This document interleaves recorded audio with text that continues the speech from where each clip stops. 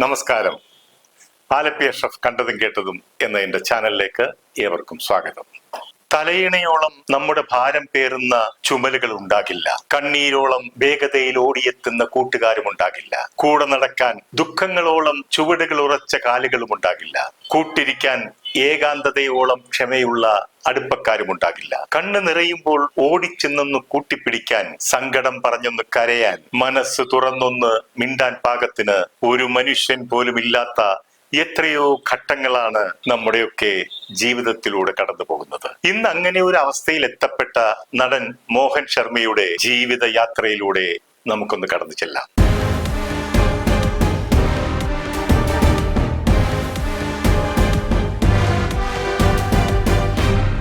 മലയാള സിനിമയുടെ വസന്തത്തിൽ വിടർന്നു നിന്ന് പരിമളം പടർത്തിയ ഒരു പുഷ്പമായിരുന്നു നടൻ മോഹൻ ശർമ്മ. ഇന്ന് അദ്ദേഹം തന്നെ പാടി അഭിനയിച്ച വീണപൂവിന്റെ അവസ്ഥയിലാണ്. ജീവിക്കാൻ മറന്നുപോയ സ്ത്രീ എന്ന ചിത്രത്തിലെ പാട്ടാണത്.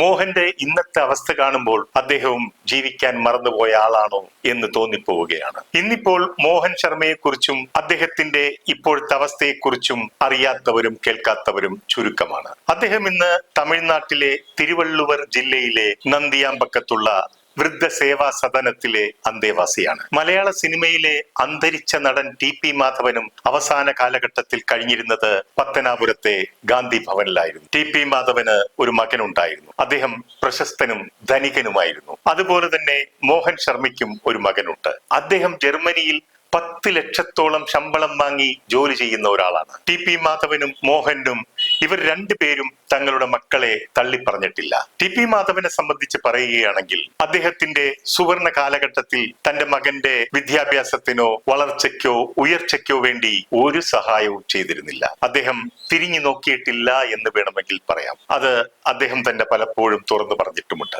എന്നാൽ മോഹനെ സംബന്ധിച്ചിടത്തോളം തന്റെ മകനെ മാത്രമല്ല, തന്റെ ആദ്യ ഭാര്യയുടെ മകളെയും പോറ്റി വളർത്തി സംരക്ഷിച്ച ഒരു വലിയ മനസ്സിന്റെ ഉടമയാണ്. ഇക്കാര്യമൊന്നും മോഹൻ ഒരിക്കലും പറഞ്ഞിട്ടില്ല. ആദ്യ ഭാര്യയായ നടി ലക്ഷ്മിയുടെ മകൾ ഐശ്വര്യ വെളിപ്പെടുത്തിയ കാര്യമാണിത്. ലക്ഷ്മി അഭിനയിക്കാൻ പോകുമ്പോൾ അവരുടെ ആദ്യ വിവാഹത്തിലെ മകളായ ഐശ്വര്യയെ നോക്കി വീട്ടിൽ കഴിഞ്ഞിരുന്ന കാലവും മോഹനുണ്ട്. എന്റെ കോളേജ് പഠനകാലത്ത് ഞങ്ങളൊക്കെ ആരാധനയോടെ നോക്കിക്കണ്ടിരുന്ന നടനായിരുന്നു മോഹൻ. അന്നൊക്കെ മോഹൻ അഭിനയിക്കുന്ന ഒരു പടം പോലും ഞങ്ങൾ കാണാതിരിക്കില്ലായിരുന്നു. അക്കാലത്ത് ചട്ടക്കാരിയും നെല്ലുമൊക്കെ പല പ്രാവശ്യം ആവർത്തിച്ച് കണ്ടിരുന്നു. കായലും കയറും എന്ന ചിത്രത്തിലെ ചിത്തിരത്തോണിയിൽ അക്കരെ പോകാൻ എത്തിടാമോ പെണ്ണെ, ശരറാന്തൽ തിരിതാണു മുകിലിൻ കുടിലിൽ തുടങ്ങി മോഹൻ പാടി അഭിനയിച്ചിരുന്ന പാട്ടുകൾ കേൾക്കുമ്പോൾ ഒരിക്കലും തിരികെ വരാത്ത യൗവന കാലത്തിലേക്ക് മനസ്സോടിയെത്തുകയാണ്. എനിക്ക് മോഹനെ പരിചയപ്പെടാൻ ആഗ്രഹമുണ്ടായിരുന്നു. അതിനൊരു അവസരവും എനിക്ക് കൈവന്നു. ഷാജി എം സംവിധാനം ചെയ്ത ശീലനായികയായി ആദ്യമായി അഭിനയിച്ച സീരിയലായിരുന്നു വെളുത്ത കത്രീന. അതിൽ നായകനായി അഭിനയിച്ചത് മോഹൻ ആയിരുന്നു. അതിലൊരു വില്ലൻ കഥാപാത്രത്തിന്റെ വേഷം ഞാനും ചെയ്തിരുന്നു. അങ്ങനെ എനിക്ക് അദ്ദേഹത്തെ നേരിൽ കാണാനും പരിചയപ്പെടാനും ഒക്കെ സാധിച്ചു. പിന്നീട് ഞാൻ അദ്ദേഹത്തെ കാണുന്നത് ഭാഗ്യലക്ഷ്മിക്ക് ഒരു വാട്സപ്പ് കൂട്ടായ്മയുണ്ട്. അതിൽ അദ്ദേഹവും ഞാനുമൊക്കെ അംഗങ്ങളാണ്. അതിന്റെ ഒരു ഒത്തുചേരലിന് 3 വർഷം മുമ്പ് അദ്ദേഹം എത്തിയിരുന്നു. അവിടെ വെച്ചാണ് വീണ്ടും കാണുന്നത്. അന്ന് പക്ഷേ അദ്ദേഹത്തിന്റെ അവസ്ഥ പരിതാപകരമാണെന്നൊന്നും നമുക്കറിയില്ല. ഇപ്പോൾ അദ്ദേഹത്തെ കുറിച്ച് അറിഞ്ഞപ്പോൾ ഞെട്ടലും അതിലേറെ സങ്കടവും തോന്നി. ചെന്നൈയിലെ പോയ്സ് ഗാർഡനിൽ താമസിക്കുന്നവരെല്ലാം തന്നെ വലിയ ഉന്നതിയിലുള്ളവരും ആഡംബര ജീവിതം നയിക്കുന്നവരുമാണ്. ജയലളിതയും രജനീകാന്തും ഒക്കെ താമസിക്കുന്ന ഇടമാണ്. അവിടെ 2500 സ്ക്വയർ ഫീറ്റ് ഉള്ള സ്വന്തമായ ഒരു ഫ്ലാറ്റ് മോഹൻ ഉണ്ടായിരുന്നു. അവിടെയായിരുന്നു അദ്ദേഹത്തിന്റെ കുടുംബവുമൊത്തുള്ള വാസം. ജയലളിതയുമായി ഉണ്ടായിരുന്ന സൗഹൃദമാണ് ഇങ്ങനെ ഒരു ഫ്ലാറ്റ് അവിടെ വാങ്ങാനുള്ള കാരണം. ജയലളിതയുടെ നിർദ്ദേശപ്രകാരമാണ് ആ ഫ്ലാറ്റ് വാങ്ങിയതെന്ന് മോഹൻ പറയുന്നുണ്ട്. മോഹൻ ഇതൊക്കെ നഷ്ടപ്പെടുവാനുള്ള കാരണം അദ്ദേഹം നല്ല സിനിമയെ സ്നേഹിച്ചത് കൊണ്ട് മാത്രമാണ്. അല്ലാതെ കുടുംബജീവിതം തകർന്നത് കൊണ്ടോ വഴിപിഴച്ച ജീവിതം നയിച്ചത് കൊണ്ടോ ഒന്നുമല്ല. മദ്യപാനശീലമോ പുകവലിയോ ഒന്നുമില്ലാത്ത ഒരു മാന്യനായ വ്യക്തിയായിരുന്നു അദ്ദേഹം. മോഹൻ വിവിധ ഭാഷകളിലായി 100ഓളം ചിത്രങ്ങളിലാണ് നായകനായി അഭിനയിച്ചത്. ഏതാണ്ട് 50ഓളം ചിത്രങ്ങളിൽ പ്രതിനായകനായും മറ്റും അഭിനയിച്ചു. കൂടാതെ ഗായകനായും കഥയെഴുത്തുകാരനായും സംവിധായകനായും നിർമ്മാതാവായും ഒക്കെ സിനിമയുടെ സമസ്ത മേഖലകളിലും അദ്ദേഹം പ്രവർത്തിച്ചു. മോഹനും ബാലു മഹേന്ദ്രയും പൂന ഫിലിം ഇൻസ്റ്റിറ്റ്യൂട്ടിലെ സഹപാഠികളായിരുന്നു. പൂന ഫിലിം ഇൻസ്റ്റിറ്റ്യൂട്ടിൽ നിന്നും പഠിച്ചിറങ്ങിയ അദ്ദേഹത്തിന് ക്യാമറമാൻ ബാലു മഹേന്ദ്ര തന്നെയാണ് നെല്ലിലും ചട്ടക്കാരിയിലുമൊക്കെ അവസരമൊരുക്കി കൊടുത്തത്. 1972 പണിമുടക്ക്, ബ്രഹ്മചാരി എന്നീ ചിത്രങ്ങളിൽ അഭിനയിച്ചിരുന്നുവെങ്കിലും അതൊന്നും വേണ്ടത്ര ശ്രദ്ധിക്കപ്പെട്ടിരുന്നില്ല. ചട്ടക്കാരിയുടെ ഷൂട്ടിംഗ് ഷൊർണൂര് നടക്കുമ്പോൾ തന്നെ ലക്ഷ്മിയും മോഹനും തമ്മിൽ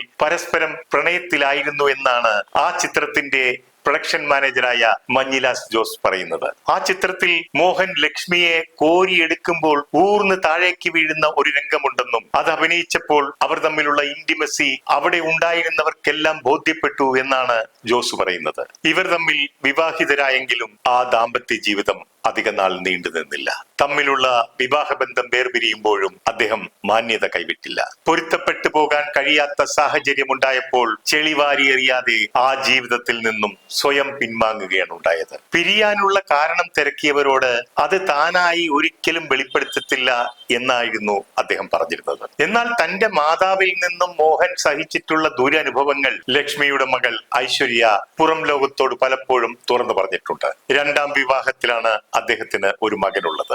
ആ ദാമ്പത്യ ബന്ധവും വേർപിരിഞ്ഞതായി പറയുന്നുണ്ടെങ്കിലും അതിന്റെയും കാരണങ്ങളൊന്നും അദ്ദേഹം വെളിപ്പെടുത്തിയിട്ടില്ല.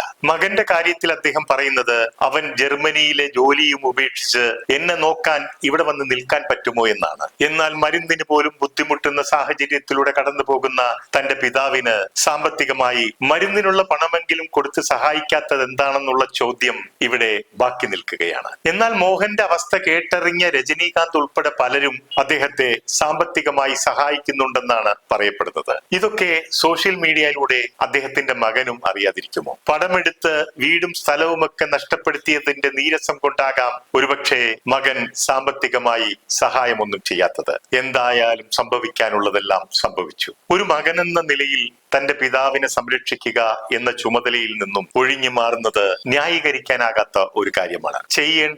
ചെയ്യേണ്ട സമയത്ത് ചെയ്യാതെ പിതാവിന്റെ അന്ത്യയാത്രയിൽ ചിതയ്ക്ക് മുമ്പിൽ വന്ന് അന്ത്യകർമ്മം ചെയ്തുകൊണ്ട് പൊട്ടിക്കരയുന്നതിൽ അർത്ഥമുണ്ടോ എന്ന് ചിന്തിക്കുക.